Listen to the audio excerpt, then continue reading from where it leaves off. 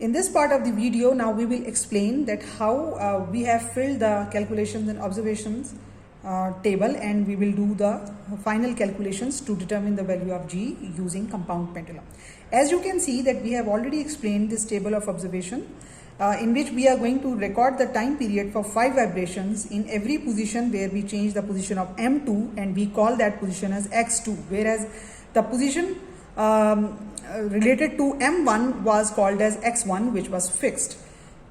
You can make it fixed by hit and trial method. However, it is suggested that you fix the position 25 centimeter away on either side, 25 centimeter away from the center of mass. However, according to the given apparatus, you can fix the position on your own.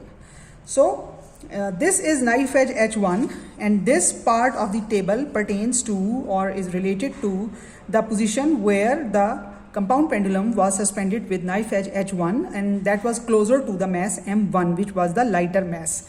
And this part of the table is related to the knife edge H2, which was closer to the mass M2, and that was the mass for which we changed the position every time.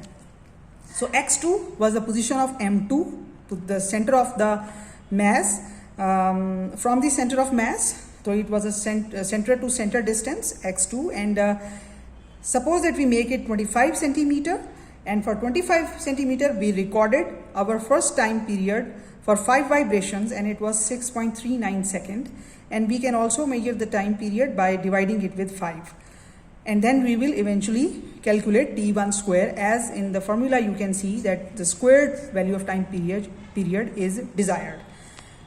And then for the knife edge H2 we recorded in the same position again time period T2 by following the same steps, and then keeping the position variable and making it closer to the center of mass every 5 centimeter for mass M2, that is the position of X2, we are varying it, and we recorded at least 3 readings, T1 square and T2 square for knife edges H1 and H2 respectively.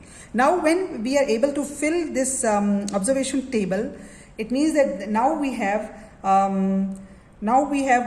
suitable values by which we can plot a graph. As you can see that in this formula, the value of G can be determined by using this form of this formula, that is by interchanging the position of G and T square. So now we can plot a graph for both the positions. As you can see that it is somehow parabolic in nature according to the mathematical expression, which is of squared degree nature. So X2 is merely the position of mass M2 on the bar, and we can assign values in ascending order according to the graph plotting procedure, and we can begin it from, for example, 5 centimeter, 10 centimeter, 15 centimeter, 20 centimeter, 25 centimeter, and so on. And for each particular value we would have recorded first T1 square associated with H1 position, and then T2 square associated with H2 position. So we will have this form of graph, and the two graphs will be overlaid on each other, as they will be plotted on the same plane of reference on a graph paper, and they will be intersecting each other at least at two positions. So these are the points where they are intersecting each other. It means that at this position their time period on when we were interchanging the position, the point of suspension, but the time period was independent of other elements and was constant. And this is the position 1 and then position 2, where we actually get a simple pendulum approximation for this compound pendulum, and we can simply use the simple pendulum formula, that is 4 pi square L over G, that in our case that L is equal to D over G. So as we have explained in its theoretical details, that this L is actually the reduced length which is found somewhere inside that bar, and it is obviously lesser than its actual length. So that reduced length has been given us by the manufacturers of this apparatus, and it is, as you can see, I have already recorded it over here, that is 99.4 centimeter.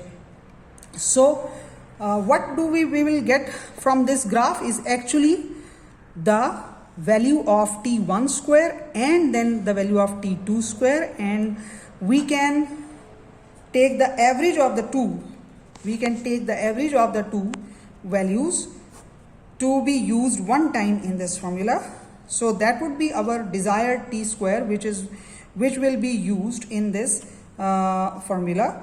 And then by putting the value and putting the value of reduced length that is given by the manufacturer, that is 99.4 centimeter, we will calculate the value of G.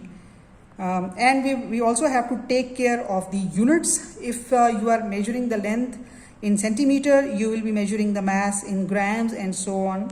And if you are measuring the length in seconds, then you are working in MKS system actually, so you have to be very careful about the choice of units, because it is going to affect the dimensions and the units of the value of G which you are going to measure using this experiment.